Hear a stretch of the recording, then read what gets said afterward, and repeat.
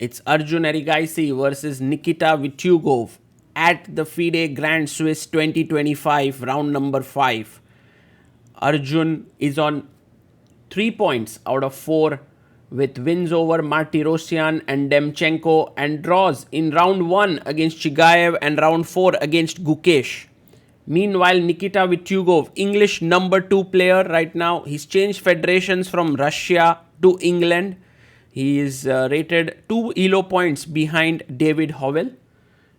He drew with Kuzubov and Pranav, but last 2 rounds he's made a strong run for the top spot by beating Max Warmerdam and Jules Mossad.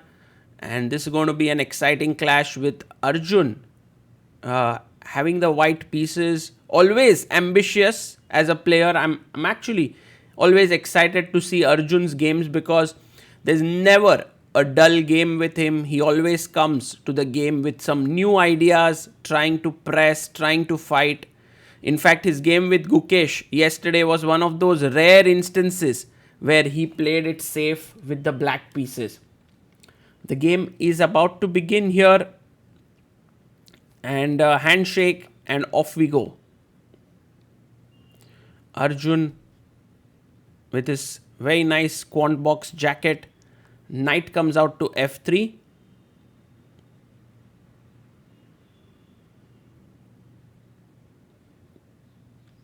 And black plays pawn to d5. White goes c4.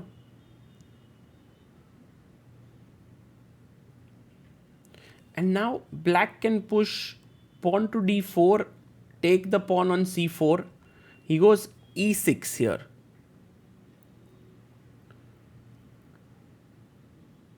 And now pawn to g3. Well, it might transpose back into Catalan territory if white goes d4. But one of the things that white does in this opening is kind of delay it so that you have some different facets to the position. Castles by Arjun. Black also castles here. And now b3 is one of the main moves here. Arjun goes d4. And now knight d7 or c6 will lead to the closed Catalan. D takes c4 will lead to the open one. He takes it. He takes d takes c4. And now we have knight e5 played. Generally queen c2 or a4 are common moves there, but knight e5 trying to take this pawn is met with knight c6. This is a well-known line. You are putting pressure here and you are not so afraid of the doubled pawns here. So if take and bishop takes, there is rook b8. So taking with the bishop is more common. And now pawn takes. And knight takes c6. He takes it. And queen goes to e8, attacking the knight on c6. He takes the bishop on e7. Queen takes e7. And now queen a4, attacking the pawn on c4.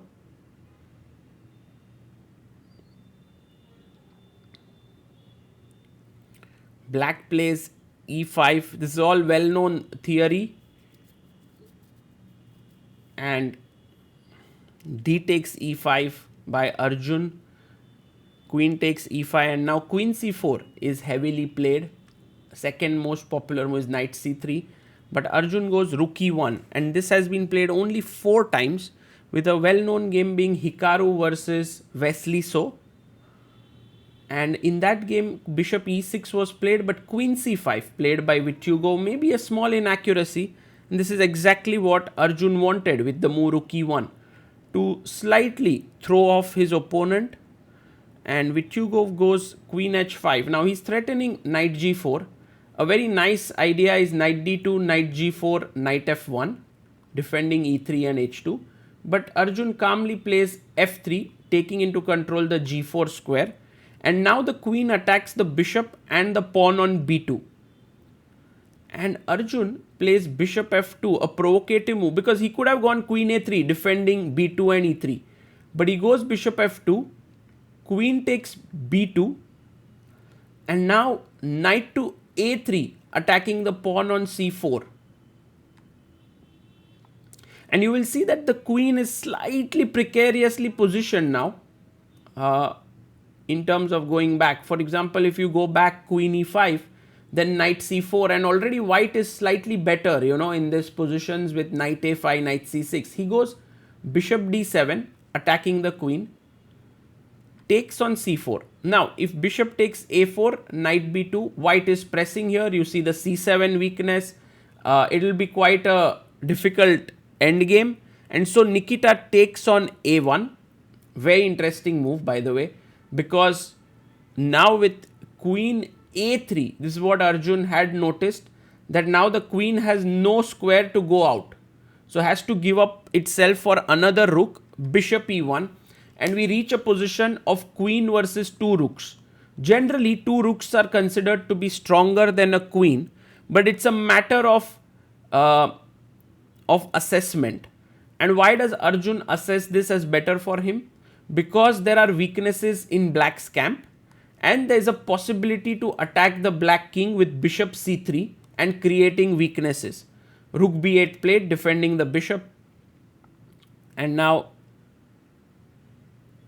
Arjun plays bishop c3. This is excellent assessment by Arjun, very high class play.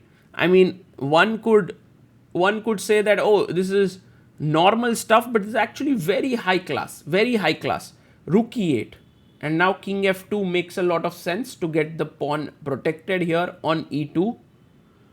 But Arjun thinks for a bit and finds an insane move, knight e3. So he's giving up a pawn, but he's ready to take this, put his knight on f5 and attack the king. This is what the queen and knight, this is when they become a deadly combo. Bishop e2 played by Nikita, and now Arjun plays, yes, king f2, a good move, bringing the king in, defending the f3 pawn, attacking the bishop. Rook comes to b5, the queen is attacked, but this is a mistake. He should have played bishop d3, which is still very dangerous after bishop f6, gf6, g4. But rook b5 now gives either a7 or c7 pawns. Arjun has a choice. He takes, queen takes a7. Takes the pawn on a7. And you can see Vitiugov goes bishop to d3. And now we can actually chop off the piece on f6. And by the way, this was maybe another inaccuracy. Knight d5 could have been slightly better move. But okay, Arjun is already clearly better. And one can see how Arjun is like a machine, yeah. Very difficult to outwit him. Queen d4 now, super strong. Again finds it, attacks the bishop and the pawn. When the bishop moves away, there is knight d5 move.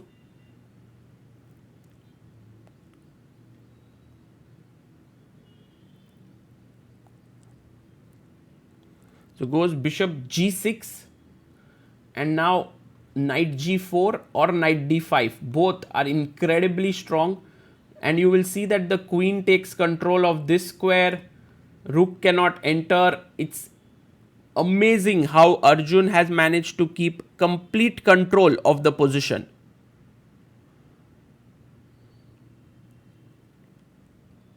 And there he goes, jumps in with knight to d5. Incredible move, attacking the f6 pawn. And Vitiugov is lost just like that. But one has to see the artistry of Arjun's play. Firstly, giving up those two rooks for the queen, and then masterfully combining his bishop, knight and queen to create weaknesses in opponent's camp. Takes on f6. If king g7, already knight g4 leads to a very strong attack and win of material. So king f8.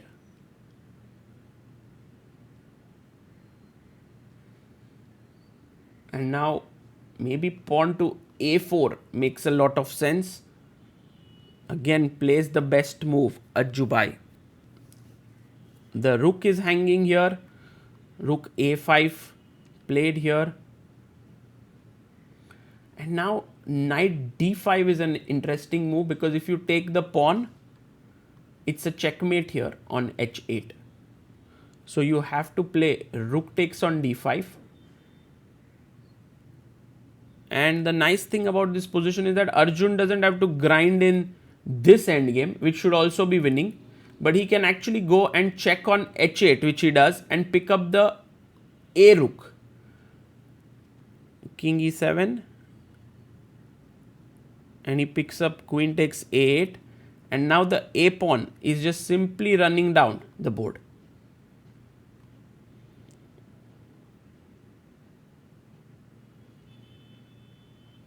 King e3.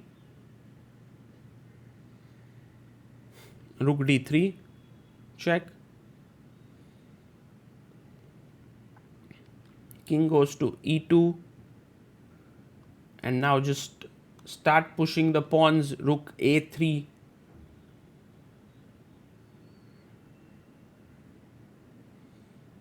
He goes queen c6. Brings his queen there, waits for a bit, does not leave it, and now leaves it. Protecting the pawn, attacking c7.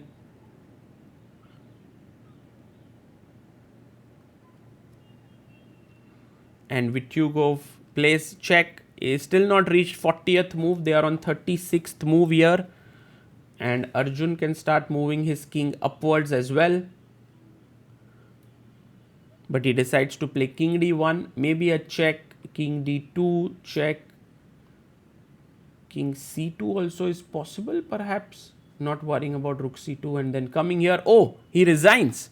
He resigns maybe a bit too soon, but maybe not so soon. Wow.